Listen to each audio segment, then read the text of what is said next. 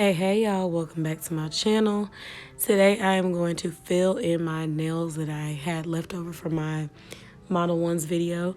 I will tag that video in the cards, but basically I cut down all of the nails and I filed them down really thin on my left hand, and on my right hand I just took them off except for my pinky nail because honestly I'm right-handed, so my right hand looked the worst and I just wanted to start from scratch on that hand. But anyways, I'm using the Makartt Red Polygel. So let me tell you some pros and some cons about this polygel. I love that it covered so well. As y'all can see, like, you can't see anything that's underneath. So the pigment was perfect. But the issue I have working with this polygel is very sticky.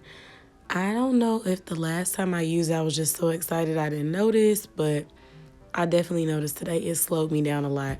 As you can see from that paper towel, I did a lot of cleaning out my brush.